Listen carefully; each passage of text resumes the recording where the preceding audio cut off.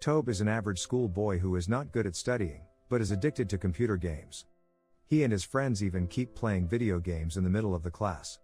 He wins money from games and helps himself with it. He takes a credit card from their old butler and connects it with his game when he wins a lot of money. He takes this money and goes to buy himself a brand new car. When he brings the car to his school, he gets called to the office. His teacher wants to call his parents, but he says that instead of calling his parents, they can cut his merits, to which his teacher says that he doesn't even have enough merits. He doesn't accept his defeat and says that he will pay for the new neon sign school, but his teacher says that he cannot bribe the school, and he gets very upset with Tobe, saying that why can't he be like his siblings and graduate like a good student? His teacher says that he is worried about how he is going to make a living for himself and lets him go after a little more scolding. When he comes back outside, all the students are gathered around his car, looking at it in amazement. He ignores them and takes his girlfriend with him and buys her food while they drive around the town in a new car. He comes home very late, parks the car outside, and asks his butler to bring it inside while he tries to sneak in without waking his parents. Butler doesn't know much about cars and accidentally set the alarm, startling him. When he goes inside, his parents are waiting for him near the stairs. His dad scolds him for coming home this late and also for buying a car. He says that if Tobe continues to waste money like that, they will go bankrupt soon. Tobe says that it was his money that he earned from online gaming, but his dad says that he should study seriously or be ready for consequences and goes away.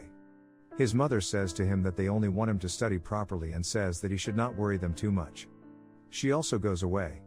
His gaming addiction didn't stop over the years, and it is time for him to go to university. He doesn't get accepted in most public universities. He still doesn't get serious and goes to buy a PlayStation and a DVD player to continue gaming. When he gets back home after buying it, his parents are there. They ask him about his university admission. He says that he got accepted into a private university, and it is not even that expensive. His father says that he should go to community college because he is not going to study and they will not waste money on him. Tobe says that he has money, and he will pay for himself. His mother goes after his father and tries to convince him to let Tobe go to a private university. While his parents argue, he goes to his room to play video games, only to discover that his account has been deleted. He goes to the electronic shop again and buys many DVDs at a discount. When he goes home and tries to show DVD players to his parents, one of them breaks before he even sells one or uses it. The shopkeeper says that the DVDs have no warranty or exchange policy, that's why they are so cheap, and Tobe should have known it as it is common knowledge, and he asks him to throw it all away. In his anger, he breaks a mirror table in the shop. The shopkeeper slaps him, but he runs away before he gets more beaten up. On his way back home, he offers his father a ride home. His father tells him that doing business is no joke, he says that it is how life works. He gives some money to Tobe, so he can study anywhere he wants, but when Tobe says that he is not one of his employees, his father takes the money back. He takes his dad's amulet from his house, puts it on pawn in a shop, and takes 100,000 as a return. He goes to school with that money. In school, he doesn't get very serious again and keeps skipping classes. He goes to the auditorium and sees his girlfriend and other people practicing for a drama. She comes to him after rehearsal, but refuses to go out with him as she has her classes and later rehearsal for her drama. He goes to a market where there are different kinds of machines being sold and there is free food to try the food the machines are making. He interestingly listens to a person explaining the qualities of chestnut making machines. He says that it is the first one in the whole country and they have imported it from Japan. Tobe takes great interest in it and buys it even though it was expensive, saying that as he will be the first one to have it, it will be great for him. When he comes back home, his father gets angry, and says that he can buy it much cheaper at weekend markets than the money Tobe just rented it for. The next day after school, he goes to an old man selling chestnuts and asks him about the process and all the techniques for chestnuts. He continues his research and goes to different people to gather information. He applies all these techniques at home, trying to make the best chestnuts. When he makes his first batch, he makes his butler try it. Then he goes to his mother, who says that it is very delicious. When his father is in the meeting with a friend, they keep eating chestnuts. His friend asks where he gets them from because they are delicious, and he says that Tobe is roasting them, and his friend says that his son is very hardworking. In a mall, he buys a spot to set up his chestnut stand. There are a lot of other shops near that corner selling different kinds of eatables. He and his butler Twong work together on the first day. Tobe asks why they sell so little. The old man says that he cannot yell as loudly as another seller because he is not that energetic anymore.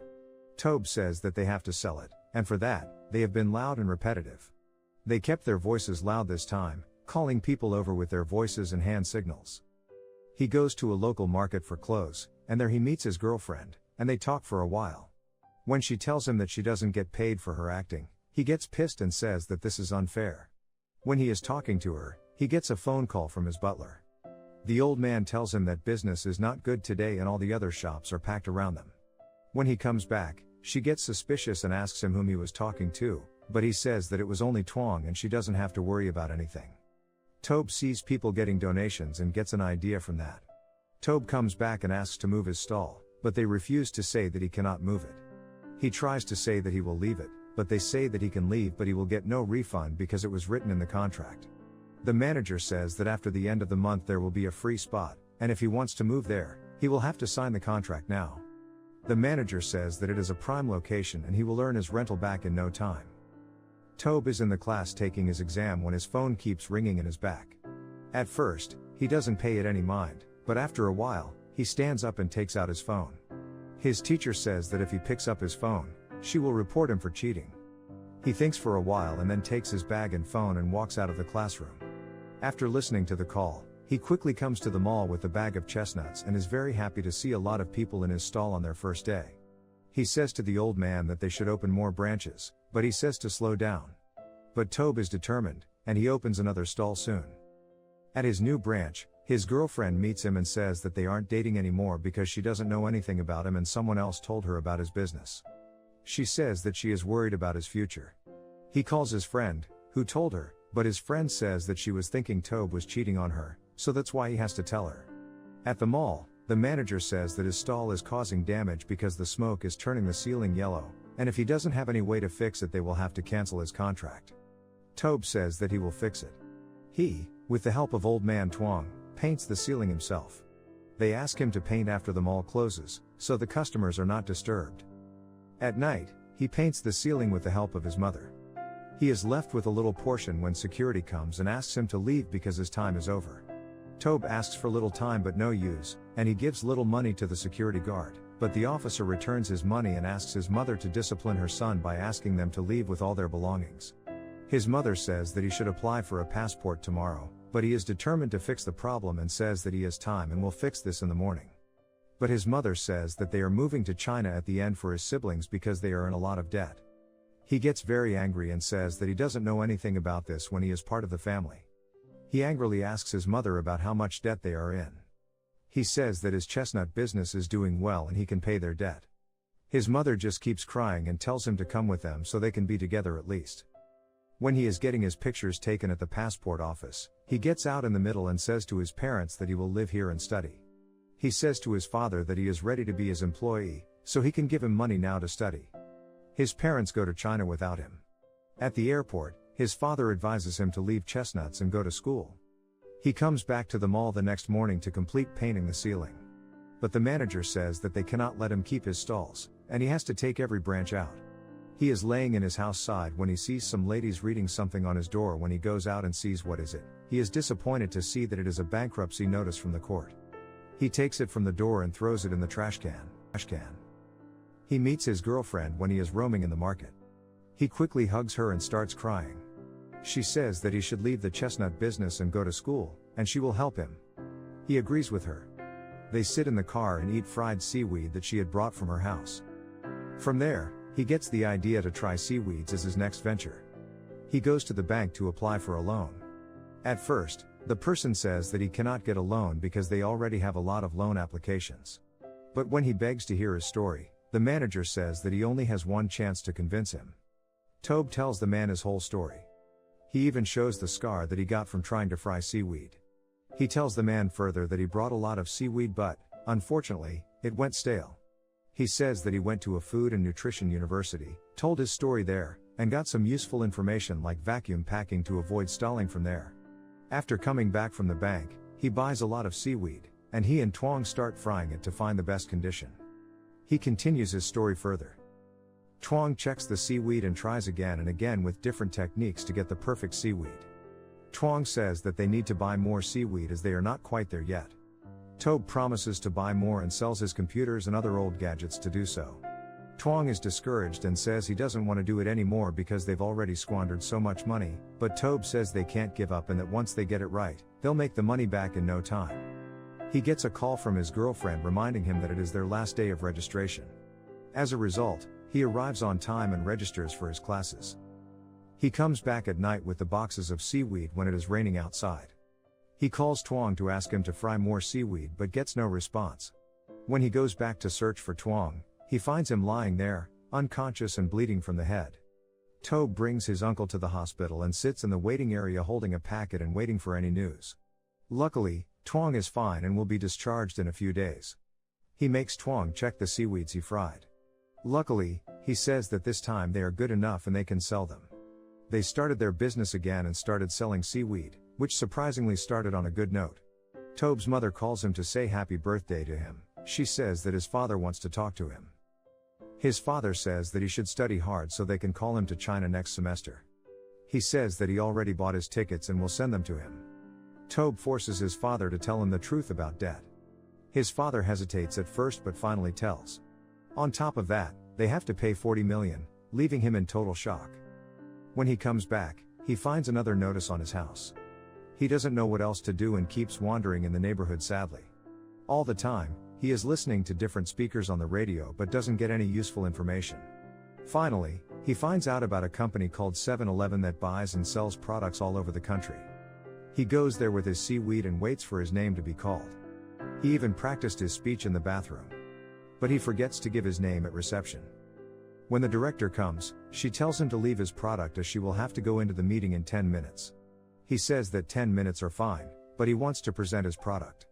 But unfortunately, the director doesn't like his product, saying that it has several faults and is even expensive for them. But before she goes away, she tells him that most selling starts in urban areas and then moves to big cities. When he gets back, his girlfriend is waiting for him. She asks why he doesn't say anything to her and says she will help him with anything. But he gets angry and fights with her. He leaves his girlfriend standing outside and locks the door after going inside. He goes inside and lays with Tuong. He starts crying, saying that he is a jerk as he fights with his girlfriend while she was just trying to help. Tuong says that he should not get disappointed and that everything will be fine soon. In the morning, he goes and gets his packages redesigned. He goes to the 7-Eleven again but can't meet the director even after waiting for a whole day. He gets very disappointed and gives all his seaweed to a security guard on his way back. Outside the company, he sits at a bus stop and calls his mom. He says that nothing is working for him and his product keeps getting rejected. In the company, his seaweed is spread all around the office, and everyone likes it very much. Soon he gets called by the company. He is ecstatic to know that his product is approved. They said that he would have to deliver his product to their 3,000 branches. The director instructs him on how to complete his delivery and says that his product will be delivered after he passes the GMP inspection. He needs a lot of money to complete his first order. At the bank, they still refuse to give him a loan because he is so young. He sells his car and gets some money from that. But he couldn't get the supplies because they wanted more money soon. He is worried that they may not succeed this time, but Tuong says nobody knows what will happen next and they should not lose hope. They rent a shop and prepare it to set up a seaweed shop. Soon they will have a GMP inspection. His uncle says that he can bribe them, but Tobbs wants to do it properly this time. They have some complaints about cleanliness, but they don't make any decisions immediately and say that they will fax him their decision later. He will fix all the problems in the factory soon. When he gets the fax, he is ecstatic to know that they have passed the inspection. When they deliver packages for the first time, Tobe is very afraid, but Tuong assures him that everything will be fine. Even though they are an hour late, after so much begging, they let him deliver his packages. 2 years later, he has paid his parents' debt and now lives with them in their old house. His business is expanding all over the world, and he is now the youngest billionaire in the world.